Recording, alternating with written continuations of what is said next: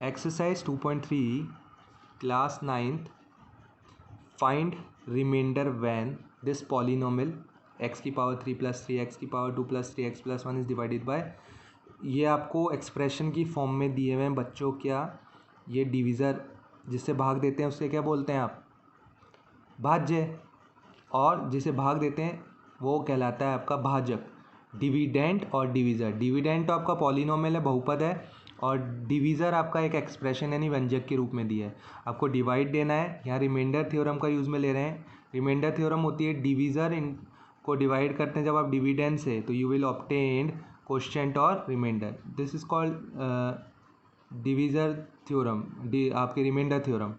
Dividend यानी भाग, आपका भाजक, सॉरी भाज्य जो भाग हो रहा है, ठीक है, इक्वल्स टू डिवीज़र यानी आपका भाजक जो भाग कर रहा है, इनटू कोशेंट यानी भागफल,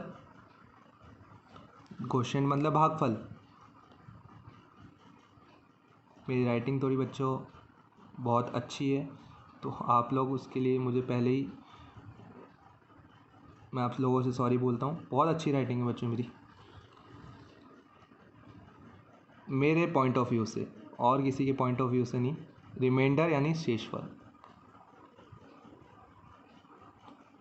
ये जोक अच्छा था मेरा, बहुत अच्छा, मैंने गंदा सा एक जोक मारा आप लोगों के लिए कि मेरी राइटिंग बहुत अच्छी है। तो डिविडेंड भाज्य को जब आप भाग देते हो बेटा डिवीज़र से, तो you will obtain question and remainder, ठीक है। तो यहाँ पे हमें क्वेश्चन मिलेगा और रिमाइंडर मिलेगा, और हमें रिमाइंडर ही फाइंड करना है हमें कि भाई हमारा रिमाइंडर कितना आ रहा है। तो यहाँ देखिए डिवाइड करने का क्या रूल होता है, आपको कितनी पावर बनानी है? 3 पावर बनानी है, और आपके पास अभी कितनी पावर है? यहाँ पे 1 पावर है। पावर एक्सपोनेंशियल का रूल होता है बेटा, when base are same then power will add. तो ये रूल आप यहाँ पे अप्लाई कर रहे हैं। एक्स की पावर ऑन ऑलरेडी है, आपको इसको 3 पावर बनाना है, तो आपको इससे किससे और इंटू करना पड़ेगा?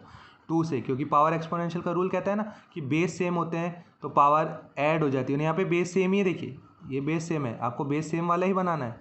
तो बेस सेम तो पावर ऐड, तो आपने बोला भाई इसको 3 पावर कैसे बनाएगी? पावर को ऐड कर देंगे, क्योंकि बेस तो सेम ही बनाना है। तो आपने ये वाला रूल अप्लाई किया 1 + 2। अब देखिए, तो x को x की पावर 2 से इंटू किया, सेम सेकंड टर्म को भी इसी से इंटू करना है, और दोनों पॉजिटिव थे और ये भी पॉजिटिव था, तो आंसर भी पॉजिटिव आएगा। अब आपको क्या करना है, सेकंड वाली इक्वेशन के साइन कन्वर्ट करने हैं। ये पॉजिटिव है तो इसको नेगेटिव कर दीजिए, ठीक है। नेगेटिव से ये भी पॉजिटिव है, इसका साइन कन्वर्ट करेंगे तो ये नेगेटिव हो जाएगा। अगर मान लीजिए ये नेगेटिव होता तो ये पॉजिटिव हो जाता, और ये पॉजिटिव होता तो ये नेगेटिव कर देते। अब दोनों ही पॉजिटिव थे तो दोनों का साइन कन्वर्जन करेंगे, तो यहाँ पे क्या आएगा? नेगेटिव और नेगेटिव। अब देखिए इनके कोफिशिएंट सेम है, 1 और 1, और ये सेम टर्म है एक्स की पावर 3 एक्स की पावर 3, कोफिशिएंट सेम है, 1 में से 1 गया, 0 बचा, ये एलिमिनेट हो गया, बिल्कुल हट गया बच्चों। अब इनकी बात करें, ये दोनों अपोजिट साइन के हो गए हैं। देखिए ये पॉजिटिव 3x² है और ये नेगेटिव हो चुका है बच्चों। अब साइन कन्वर्ट कर दिया आपने, तो ये वाला यूज़ में लेना है आपको, कन्वर्ट वाला। 3 में से इसका कोफिशिएंट है 1, 3 में से 1 गए 2, और ये किसकी टर्म है बच्चों? x² की। और 3 और 1 का कंपेयर किया तो 3 बड़ा था और 3 का साइन पॉजिटिव है, इसलिए आंसर भी आपका पॉजिटिव आएगा। तो आपके पास आया 2x²। अब नेक्स्ट टर्म जो है उसको भी ड्रॉप कर देंगे इसके साथ, तो ये हो गया आपका 2x² + 3x। अब आपको इस x को 2x² बनाना है, तो बच्चों आप क्या करेंगे, x की पावर 1 को 2x² बनाना है आपको, तो आप इसे किससे इंटू करेंगे? 2 की पावर x से। देखिए ये x और ये x, ये इंटू हो जाएगा, तो इन ये बेस सेम है, पावर ऐड होके ये 2 पावर हो जाएगा, और ये 2 और इसका कोफिशिएंट है 1, 2 1 जा 2, तो 2x की पावर 2 बन जाएगी ये, ठीक है। सेम इस 2x से आपको 1 को भी इंटू कराना है, तो ये हो जाएगा 2x × 1 2x, ठीक है, 2 1 जा 2 और इंटू x x। ये पॉजिटिव है, ये भी पॉजिटिव है, तो ये भी पॉजिटिव आएगा। ये पॉजिटिव है, ये भी पॉजिटिव है, तो ये भी आपको पॉजिटिव ऑब्टेन होगा। अब आपको इस सेकंड इक्वेशन के अंदर जो भी साइन इन दोनों टर्म्स के उनके अपोजिट साइन करने, मतलब कन्वर्ट करने। ये पॉजिटिव साइन का था तो इसका अपोजिट नेगेटिव, इसको साइन चेंज कर दिया। ये पॉजिटिव साइन का है, इसका भी अपोजिट कर दिया है नेगेटिव। ये दोनों का कोफिशिएंट सेम है, तो ये दोनों कैंसिल होकर 0 हो गया। ये प्लस साइन का 3x है और ये माइनस का 2x, 3 में से 2 गए 1, और ये किसकी टर्म है? x। तो और यहाँ कंपेयर किया 3 और 2 में बड़ा कौन है बच्चों? 3 का साइन पॉजिटिव है, तो इसलिए आंसर का साइन भी क्या आएगा? पॉजिटिव। नेक्स्ट डिजिट को ड्रॉप करा दिया, x + 1, ठीक है। अब आपको x को x बनाना, भाई x तो x बनाना है तो क्या करेंगे, x को 1 से इंटू कर दीजिए। किसी भी नंबर को से वही आंसर में ऑब्टेन कराना है तो उसको 1 से इंटू कर दीजिए, क्योंकि 1 मल्टीप्लिकेटिव आइडेंटिटी होता है। तो x को 1 से इंटू किया तो आपके पास क्या आ गया, x। तो x को आपने 1 से इंटू किया तो x आ गया, 1 को 1 से इंटू किया तो 1 आ गया। सेम टर्म, इसको सेकेंड टर्म को भी सेम नंबर से मल्टीप्लाई किया जाता है।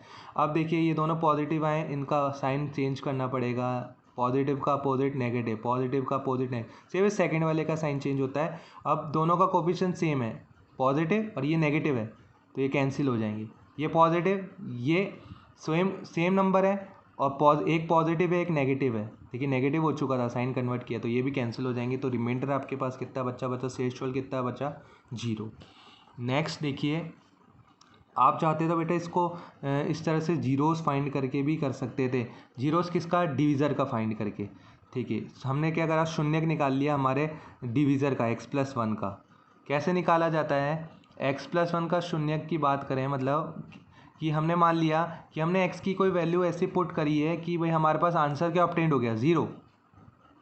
तो x हमने क्या किया, ऐसे x+1 को 0 मान लिया कि हाँ हमने कोई वैल्यू पुट कर दी x की, वो वैल्यू ने क्या किया, आपको आंसर 0 दे दिया। वेरिएबल की वो वैल्यू जो आप एक्सप्रेशन में रखते हैं और जिससे आपको आंसर में 0 ऑब्टेंड हो जाए वो कहलाती है आपके 0 शून्य। तो अब हमें नंबर को नंबर की इधर ट्रांसपोज करना है, तो 0 की साइड में जब ये +1 जाएगा तो नेगेटिव हो जाएगा। अब 0 तो कोई वैल्यू होती नहीं है, तो आपके पास x की वैल्यू कितनी बची, -1। तो आपने -1 रखा था इस x की जगह, तो जिससे आपका आंसर कितना आया था, 0। अब आपके पास x की वैल्यू आ चुकी है बच्चों। तो आप जब x की वैल्यू पुट करोगे किसके अंदर, आपके पॉलिनोमियल में, p का मतलब पॉलिनोमियल, पॉलिनोमियल क्या था, this one is your polynomial. यहाँ आप जब -1 पुट करोगे ना तो आपके पास जो भी आंसर ऑब्टेंड होगा वो आपका क्या होगा, रिमाइंडर होगा। ये आपको नोट्स में मिलेगा, जब हमने इंट्रोडक्शन पार्ट किया था रिमाइंडर थ्योरम का। रिमाइंडर थ्योरम का हमने इंट्रोडक्शन पार्ट किया था कि अगर हम क्वोशंट के अंदर क्वोशंट का ज़ीरो निकाल के, डिवीज़र का ज़ीरो निकाल के, आप जब डिवीज़र का ज़ीरो निकालते हो और उसे पुट करते हो किसे, है ना, उससे जो आपको जो वैल्यू मिलती है, जो आप निकालते हो ना डिवीज़र का ज़ीरो, उससे आपको वेरिएबल की वैल्यू मिलती है। ये था आपके, है ना। तो आपको मैं वो नोट्स में आपको दिखा देता हूँ वो क्या है, फिर आपको अच्छी तरह से समझ आएगा।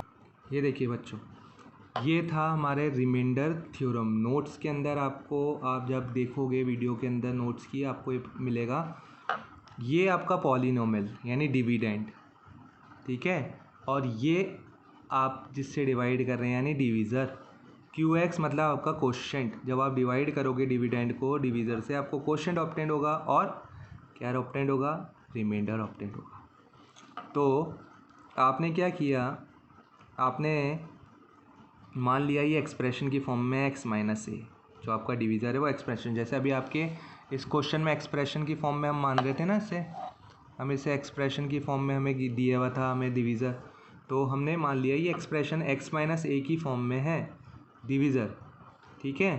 तो अगर आप एक्सप्रेशन में इसका ज़ीरो निकाल के, ठीक है, आपने देखिए ये तो किया, अभी आपको ये तो बता रहा हूँ मैं। अब आपको जो एक्सप्रेशन x+a दी हुई है, x+1, आप इस एक्सप्रेशन में ज़ीरो निकाल के इस x की वैल्यू निकाल रहे हो। आपने ज़ीरोज़ निकाला, ज़ीरोज़ मतलब क्या, x की वैल्यू निकाल रहे हो आप, वो वैल्यू जिसे आप इस एक्सप्रेशन में पुट करते हो तो आपको 0 ऑब्टेंड होता है। तो आपने क्या किया, यहाँ 0 निकाल के जैसे ही आप x की जगह रखते हो पॉलिनोमियल में, रख दिया आपने x की जगह, जहाँ जहाँ x था आपने वहाँ क्या रख दिया, 0 रख दिया, ठीक है। किसका 0 रख दिया, जो आपने x की वैल्यू निकाली थी ना डिवीज़र की हेल्प से, वो आपने रख दी, ठीक है। तो आपने क्या किया था, डिवीज़र का 0 निकाला था बच्चों, 0 गया, डिवीज़र का 0 निकालने वाला डिवीज़र 0 कर दिया आपने। तो जैसे ही आप डिवीज़र को 0 करते हो तो देखो ये किससे इंटू हो रहा है, क्वोशंट से, ठीक है। तो ये पूरी टर्म क्या हो गई, 0। तो अब ये देखिए आप, अब आपके पास सिर्फ यहाँ 2 टर्म बची है, पॉलिनोमियल और रिमाइंडर, ठीक है। तो इन शॉर्ट इसका मतलब ये है कि आप जब 0 निकाल के, ज़ीरोज़ मतलब x की वैल्यू निकाल के आपके पॉलिनोमियल में पुट करते हो तो आपके पास क्या ऑब्टेंड होता है? रिमाइंडर ऑब्टेंड होता है। This is called remainder theorem. ठीक है, ये थोड़ा एक बार में समझ आने वाली बात नहीं है। इसको जब आप बार बार रिवाइज करोगे और प्रैक्टिस करोगे तब आपको ये चीज़ समझ आएगी। ठीक है, काफ़ी टिपिकल बात कह सकते हो फर्स्ट टाइम अगर आप इस चीज़ को सुन रहे हो या पढ़ रहे हो तो। अगर आप इसकी प्रैक्टिस करें तो आपको समझ आ जाएगा। आपको वैसे ऐसे प्रूव करने और ये करने को नहीं आएगा, आपको डायरेक्ट इस तरह से सॉल्व करने का। आपको बस क्या करना होता है, कुल मिला के आपको जो भी डिविज़र दिया हुआ है ना, एक्सप्रेशन की फॉर्म में, आपको बस उसमें से क्या निकालना, उसको ज़ीरो के इक्वल मान के, ज़ीरो के इक्वल मानने का मतलब है आपने इसका ज़ीरो निकाल रहे हो, शून्य निकाल रहे हो। आपने मान लिया हाँ कि अभी हमने एक्स की वैल्यू रख दी, फिर आपने यहाँ से एक्स की वैल्यू ऑब्टेंड करनी है और उसे अपने दिए हुए पॉलिनोमियल में रखना है। जैसे ही आप अपने पॉलिनोमियल में रखोगे तो जो भी आपको आंसर ऑब्टेंड होगा वही आपका क्या होगा, रिमाइंडर होगा। आप चाहो तो इसको इस तरह से सॉल्व कर सकते हो इस क्वेश्चन को, या आप इसको डिवीज़न मेथड से, लॉन्ग डिवीज़न मेथड कहलाता है बच्चों ये। ठीक है, नेक्स्ट क्वेश्चंस को हम नेक्स्ट वीडियो में देखते हैं। थैंक यू बच्चों।